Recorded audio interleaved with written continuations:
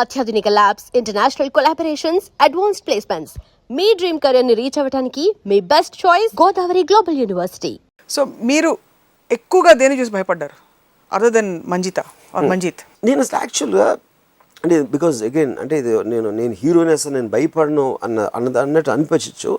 Main point ఏంటి, ఇప్పుడు నేను గ్యాంగ్స్టర్స్తో మాట్లాడినప్పుడు కానీ ఫ్యాక్షన్స్తో మాట్లాడినప్పుడు రక్త చరిత్ర తీసినప్పుడు చాలామంది ఇది చెప్తున్నారు, అసలు భయం లేకుండా ఎలా ఉంటుంది అలాంటి వాళ్ళతో డీల్ చేయడం కానీ అలా చేయటం అనేది. అది అండర్స్టాండింగ్ నుంచి వస్తుందని చెప్తాను. ఎందుకంటే ఐఎమ్ స్టడింగ్ దెమ్. ఇప్పుడు ఒక జువాలజిస్టు, ఒక బయాలజిస్ట్ ఉన్నాడు, వాడు ఒక న్యాచురలిస్ట్, వాడు పావును దీను అది వెళ్ళి చేస్తూ ఉన్నాడు. ఎందుకంటే they know the characteristics of those animals. అంత మాత్రమే పాము కరవదని కాదు, లేకపోతే ఏదో జంతువు అటాక్ చేయదని కాదు, కానీ వాళ్ళ అండర్స్టాండింగ్ బట్టి they know exactly what they're up to. ఆ ప్రికాషన్స్ ఆర్ మైండ్ సెట్ అనేది. కానీ బతకటం అనేది మీకు ఇష్టమని మీకు ఇంట్రెస్ట్ కలిగి చేయాలి, అప్పుడే బతకడం అనే దానికి వాల్యూ ఉంటుంది.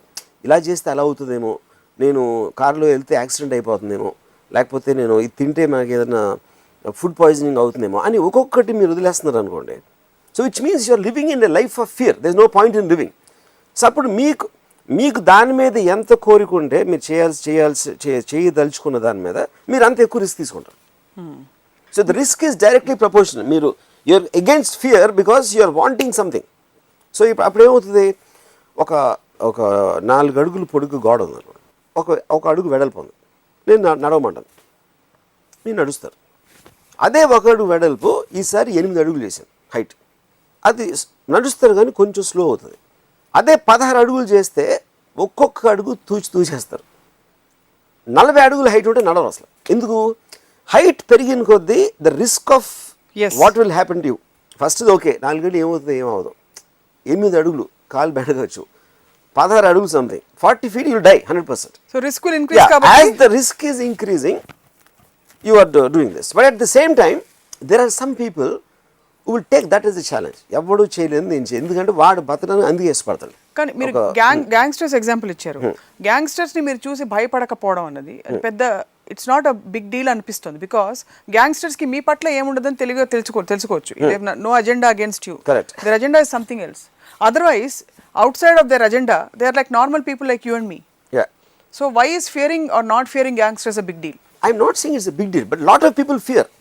అంటే ఇప్పుడు రక్త చరిత్ర లాంటి స్టోరీ ఎప్పటి నుంచో ఉంది, 20-30 సంవత్సరాలు. డైరెక్ట్గా పేర్లు చెప్పి ఫ్యాక్షనిస్ట్ మీద సినిమా తీస్తున్నాను అనేది ఏ ఫిల్మ్ మేకర్ ఎప్పుడు చెప్పలేదు. At the time the media every one was speculating what will happen అనేది. నో, సో ద పాయింట్ ఏంటి, అందరికీ ఏంటి, డైరెక్ట్గా దావుద్ ఇబ్రాహిం చోటారాజు మీద సినిమా తీస్తున్నా, లేకపోతే ఫలానా పరిటాల రవి మద్దెల చెరు సూర్ మీద చేస్తున్నాను, అది అనౌన్స్ చేసి చేయటం అనేది they think it is a coming out of an extreme recklessness, not Fearing the consequences. నేనేమో అండర్స్టాండింగ్తో చేస్తున్నాను. That's what I'm trying to say. అంటే కార్లో ఇప్పుడు నేను ఇక్కడ నుంచి అబిడ్స్కి వెళ్తున్నాను, అక్కడికి వెళ్ళి నాకు కావాల్సిన పని ఏదో చేసుకొని నా ఉద్దేశం. నేను ఇక్కడి నుంచి వెళ్ళగానే మధ్యలో యాక్సిడెంట్ అవ్వచ్చు, అది నా కంట్రోల్ లేదు. అది లేకపోతే నేను కరెక్ట్గా నడుపుతున్నా ఇంకో ఎవడో తాగేసి నన్ను కొట్టచ్చు. So all the time things will happen which are not in your control. కానీ ఇలా జరుగుతుందని అక్కడికి వెళ్ళటం మానేయటం అనేది ఒక్కొక్కటి మీరు మానేస్తూ ఉంటే you will already be dead any which way. You'll already be dead, any which way. Yeah, true, correct. True. So insecurity is one. Second, fear of death, fear of pain, and fear of loss of identity. These 4 I think are the predominant aspects of manishi. So ee 4 ganaka lekapothe manishi inka batukuntaadu antarara? Yeah, you'll be very happy. And ade ఇప్పుడు మీకు extreme sportsmen ఉన్నారు అనుకోండి, ఆడది building నుంచి దూకేస్తాడు, లేకపోతే bungee jumping, లేకపోతే anything which is going against the survival instinct. వాళ్ళు అలాంటి వాళ్ళు. ఎందుకంటే they rather live taking that risk because they feel an adrenaline high. అంటే చాలా తక్కువ మొదలు చెప్పాలంటే సిగరెట్ ఈజ్ హార్మ్ఫుల్ అని తెలుసు, చాలా మందికి తెలుసు. అది మీరు అడ్వర్టైజ్మెంట్లు వేసారు, దానికి సైంటిఫిక్ ప్రూఫ్ ఉండొచ్చు. కానీ ఎందుకు తాగుతారు? Because the pleasure they have well smoking is overcoming the eventual loss of what will happen with that. అప్పుడు అని అలా చెప్తారు, అందరికీ అవ్వదు, నాకు మాత్రం అవ్వదు, లేకపోతే నేను రేపు మానేస్తాను. But you are not doing that. A kind of a risk. So risk and fear again are connected. మీరు ఎంత కోరికుంటే మీరు భయాన్ని అధిగమించి అంత రిస్క్ తీసుకుంటారు.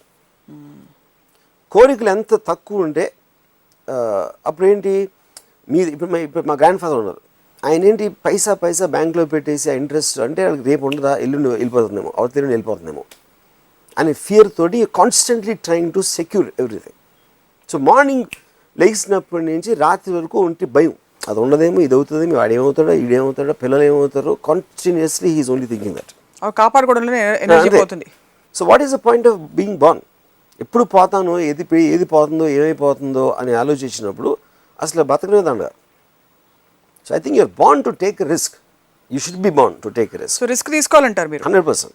మీరు ఇంత విద్వత్తుతో, ఇంత విజ్ఞానంతో మాట్లాడుతూ there is a constant feeling that you fear relationships. అంటే మీ ఫియర్ జోన్ అక్కడ ఉంది, because there is a huge obligation there, or you feel it's a burden. Fear is not the right word. I would say it's an irritant. Because irritant అంటే ఏంటి, it is occupying your mind space. ఇప్పుడు అంటే for example, చాలా simple example చెప్తాను. నేను ఎప్పుడు ఎవరికి good morning చెప్పలేను. I don't like any one to tell me good morning. ఎందుకు? ఆ గుడ్ మార్నింగ్ చేస్తే మళ్ళీ నేను కూడా చెప్పాలి. To make an unnecessary sound. చెప్పినందుకు మాత్రం నా మార్నింగ్ గుడ్ అవ్వదు, లేకపోతే ఏమీ అవ్వదు. But lot of people have this habit of doing. అదే రిలేషన్షిప్లో కూడా నేను నిన్ను ప్రేమిస్తున్నాను ఒక అమ్మాయి అంటే, నేను I would love the girl, but అమ్మాయి ప్రేమిస్తే అది కమిట్మెంట్ అయిపోతున్నాను. ఎందుకంటే I'm getting something in return, so I will be expected on certain obligations. So what do you fear if you don't fulfill your obligation? Space and time. No, suppose you don't fulfill your obligation. If you're secure in your కుర్చీ, మీ కుర్చీలో మీరు స్థిరంగా ఉంటే మీ కుర్చీ ఇంకోళ్ళు లాగేసుకుంటారని మీరు ఎప్పుడు అనుకోరు కదా.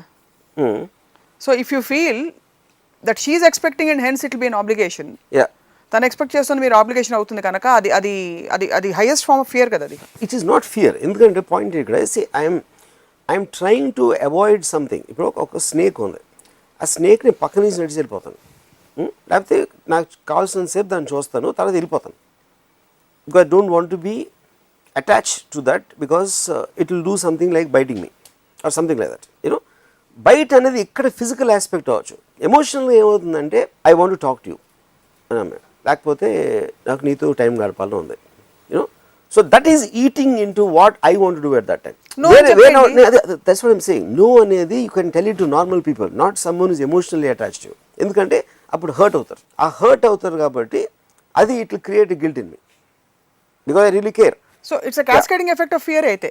It is of course. కానీ this fear is not to be confused with what main fear what we're talking about. No, the main fear, I think this is more to guilt, a sense of obligation and love also, because I really love that girl, but I do not hurt love me. నేను ప్రేమించిన అమ్మాయి hurt అవ్వటం అనేది నేను భరించలేను, అందుకని నాకు relationships ఇష్టం ఉండదు లేదా భయం. బేసిక్గా భయం I don't think is the right word. I think it's guilt. అంటే ఇది నాకు ఫ్లూ లేదు, కొంచెం ఒళ్ళు నొప్పులు, జ్వరం, జలుబు, దగ్గు మాత్రం ఉంది అన్నట్టుంది. But all emotions are different.